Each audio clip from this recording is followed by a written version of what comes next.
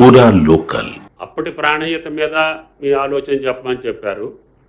అప్పుడు దేవాదుల మీద ఈ పనులు పూర్తి చేయాలంటే మీ ఆలోచన చెప్పమని చెప్పారు. అప్పటి ఫ్లడ్ కెనాల్, అదేవిధంగా కాంతాలపల్లి, ఇప్పుడు తుపాకులగూడెం, సమ్మక్క సారక్క, ఆ ప్రాజెక్టుల మీద మా అభిప్రాయాలు, మిగిలిపోయిన పనులు ఏ రకంగా చేస్తే బాగుంటుందో డిపార్ట్మెంట్ని క్షుణ్ణంగా పరిశీలించిన తర్వాత మేము రికమెండేషన్స్ ఇచ్చాం. ఆ సబ్ కమిటీకేనో దీనికి లంకెపెట్టి దాన్ని తుమ్మల నాగేశ్వరరావు గారు కూడా సంతకం పెట్టారని చెప్పి బీఆర్ఎస్ నాయకులు చెప్పటం హాస్యాస్పదంగా ఉంది. అందుకనే ఆ పార్టీ పెద్దలకు కూడా విజ్ఞప్తి చేస్తున్నాం. రాజకీయాలు వేరు, రాష్ట్ర అభివృద్ధి వేరు.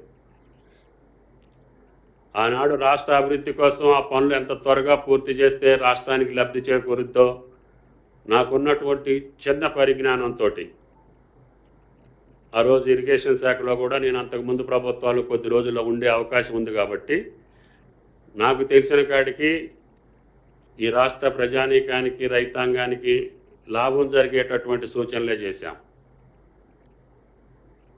అటువంటిది మీరు ఈ రకమైనటువంటి క్యాబినెట్కి రాకుండా క్యాబినెట్ అప్రూవ్ చేసింది, అన్నీ కరెక్ట్గానే చేశాము, అందరిది ఉమ్మడి నిర్ణయం అని చెప్పేటటువంటి మాట కరెక్ట్ కాదు అని చెప్పి రాజేంద్ర గారికి, రాష్ట్ర ప్రజలకు కూడా విజ్ఞప్తి చేస్తున్నాం.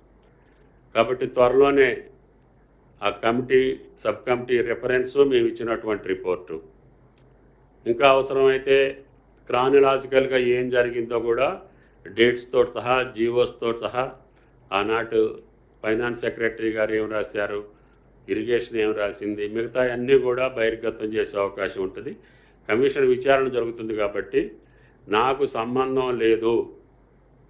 ఇది కేవలం రాజేంద్ర గారు చెప్పినటువంటి మాటలు సత్యదూరం అని చెప్పదలుచుకోవటానికి, అది క్లారిఫై చేయడానికి మాత్రమే, మీకు వివరణ ఇవ్వటం మాత్రమే ఈరోజు నా బాధ్యతగా భావిస్తున్నా.